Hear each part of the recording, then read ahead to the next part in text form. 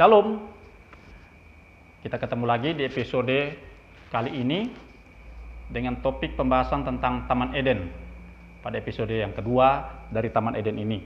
Nah, sama seperti pada pembahasan kita yang lalu, saya akan melanjutkan ada beberapa pertanyaan tentang Taman Eden. Pertanyaan yang pertama merupakan lanjutan dari pembahasan kita yang lalu. Pertanyaannya adalah siapa yang memelihara dan yang merawat Taman Eden?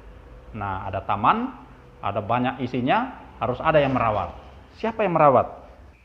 Nah, kita lihat dalam Alkitab, karena saya tidak bisa mengambil jawaban dari buku-buku non-biblika atau buku-buku yang selain daripada Alkitab. Nah, Alkitab menjawab dalam Kejadian pasal 2 ayat 15 bahwa Tuhan Allah mengambil manusia itu dan menempatkannya dalam Taman Eden untuk mengusahakan dan memelihara taman itu. Nah, jadi jelas bahwa Tuhan Allah menempatkan manusia untuk mengusahakan dan memelihara taman itu. Dia yang merawat supaya tamannya tidak berantakan.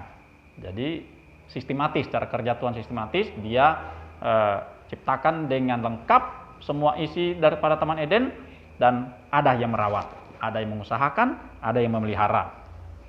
Nah, pertanyaan berikut adalah, buah apa yang tidak boleh dimakan di Taman Eden? Nah, pertanyaan ini adalah pertanyaan yang sering ditanyakan. Nah, sekali lagi kita akan melihat jawabannya dari Alkitab.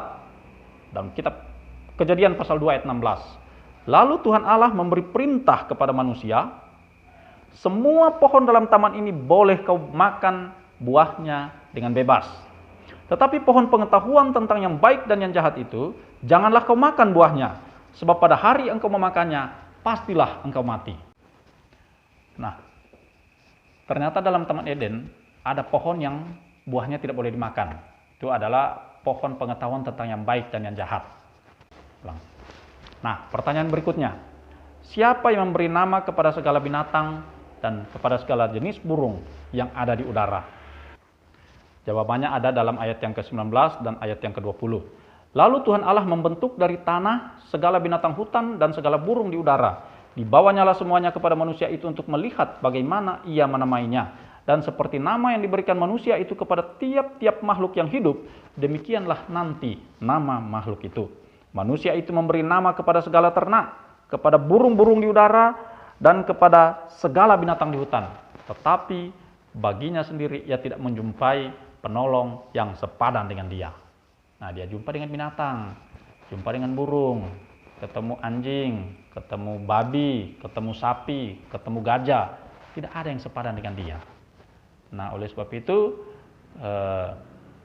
orang-orang yang memiliki penyimpangan-penyimpangan, melakukan hubungan manusia dengan binatang, itu dia harus baca ayat ini. Ini bahwa binatang itu tidak sepadan dengan manusia.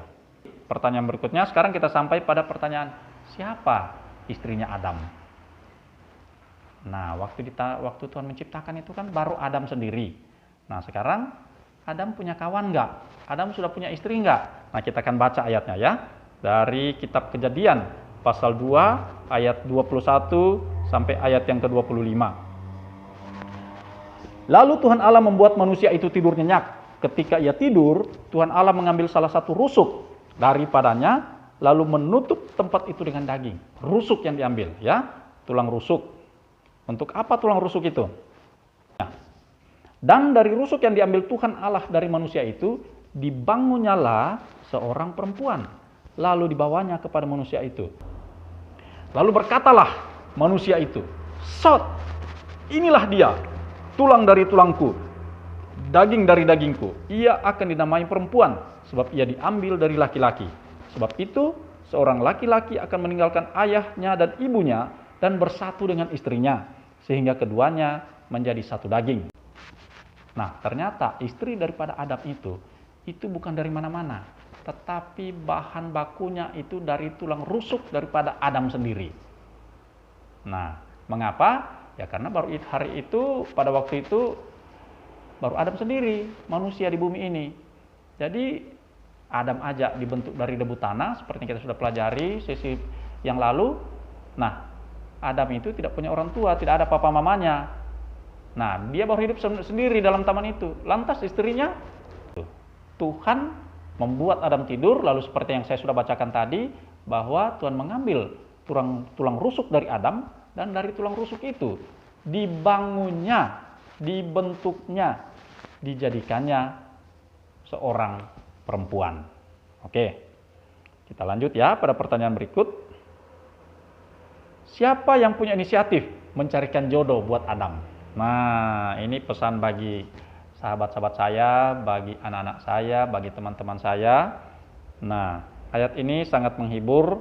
Nah, kita baca ayatnya dalam ayat yang ke-18. Kita baca ayat yang ke-18 dari kitab Kejadian pasal 2 tadi. Tuhan Allah berfirman, "Tidak baik kalau manusia itu seorang diri saja. Aku akan menjadikan penolong baginya yang sepadan dengan dia."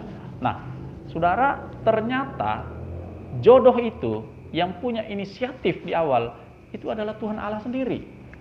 Nah, oleh sebab itu, ini memberikan penghiburan dan memberikan jawaban dari pergumulan rekan-rekan yang mau mencari jodoh. Mintalah kepada yang punya inisiatif mencarikan jodoh buat saudara. Tentunya yaitu sesuai dengan kriteria dari masing-masing dan harus sesuai juga, harus nyambung dengan Tuhan Allah yang punya inisiatif itu. Oke? Sampai di sini dulu kita belajar kali ini. Kita akan jumpa lagi pada episode selanjutnya. Tuhan Yesus memberkati. Shalom.